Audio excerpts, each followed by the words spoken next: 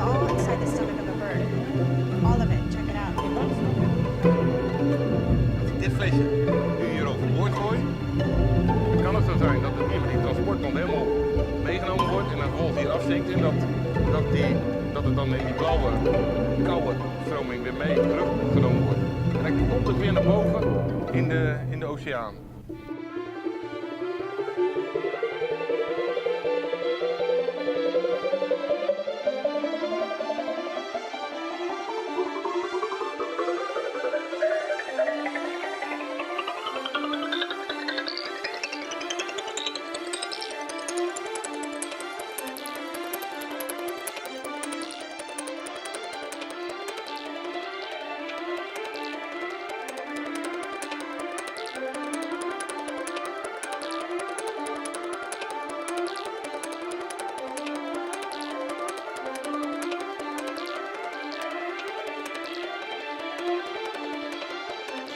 Hoe meer je wetenschap kijkt en bestudeert wat hier allemaal gebeurt met de zee, met de stromingen, met de effecten op plankton, effecten op leven van vissen, maar ook de effecten op het klimaat.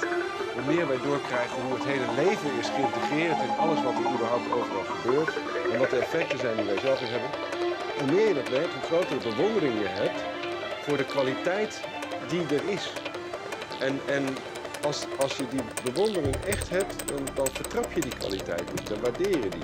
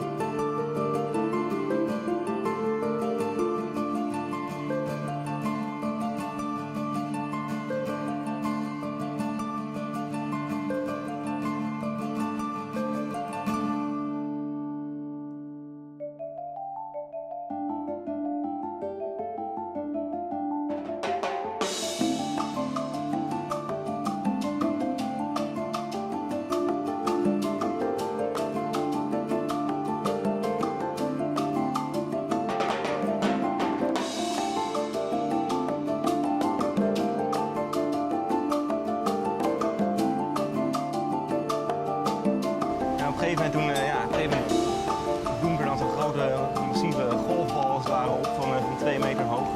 Ik denk, nou dat is hem.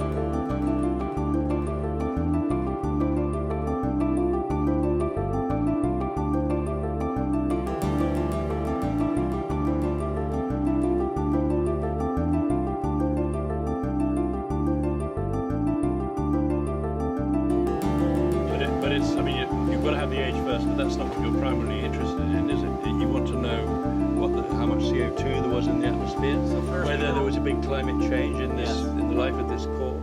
So we know then where are all the years. And then we take a subsample of a certain year, say for example 2005, and we analyze that sample, the chemistry of that sample. And the chemistry of that sample is actually telling us something about the climate, because the climate change is actually locked in the geochemistry, the chemistry of the corals itself.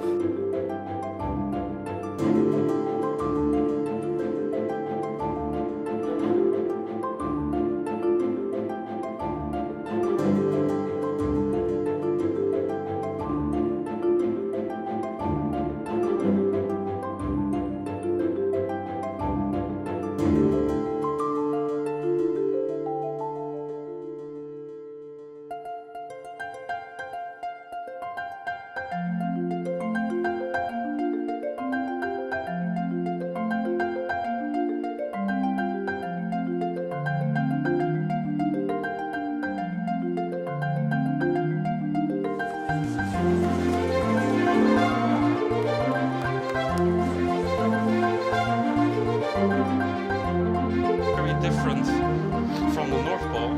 On the South Pole, we actually have land, and this ice cap actually forms on land. And so it's, so what actually happens is that it snows, and this ice cap basically begins to respond, and it grows, and it will then actually scrape off bits and pieces of the Antarctic, and will dump it here in the ocean. All the interest is down there. It's ready for you in layers.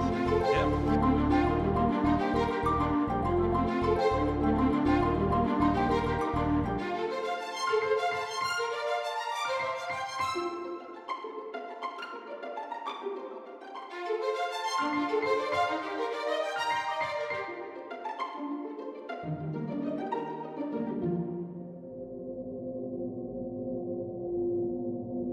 How can we learn from the past to portray our future? Earth's history is like a goede tijden, slechte tijden, like good days, bad days. And it's the longest soap opera of history. The problem also for us is that it's still longer than the average lifespan of any human. So it's very hard for us to basically convey this message that temperature is rising, and that yes, you can have a cold winter because the weather is doing this, but underneath there is this rising trend.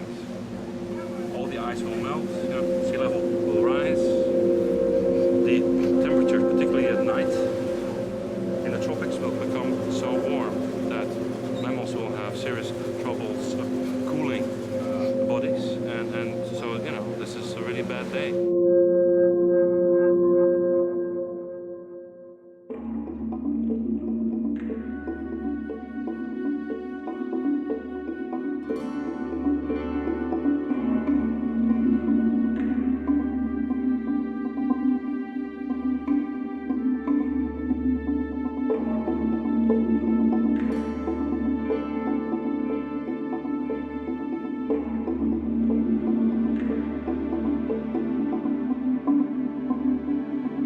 Why, in fact, should we want to build robots?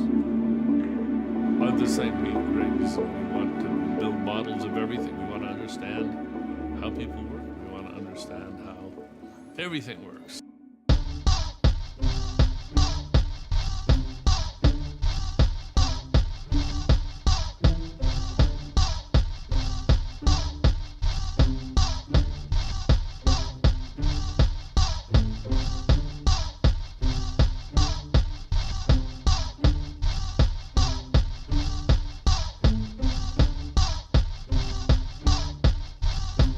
Soccer player, for example, when he grabs the ball and he sees his arms around the ball, he doesn't know they're his arms.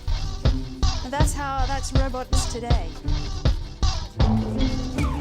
So we're thinking, a robot that would want to be autonomous and interacting with us and taking care of your grandmother and your children in your home should be aware of himself as an entity in his own right. We live in a society, there are rules, there's a legal system, and robots robots, if we want to incorporate them into our society, need to understand what that means. So they need to be able to develop concepts.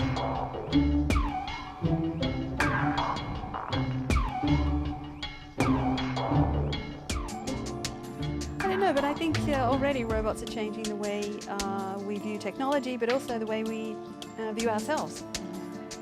They're a great research vehicle to try and explore some of these really deep philosophical questions that, you know, go back to the Greeks, you know, and now we have a vehicle to help us explore those and have a whole new way of understanding some of those very deep philosophical concepts like life.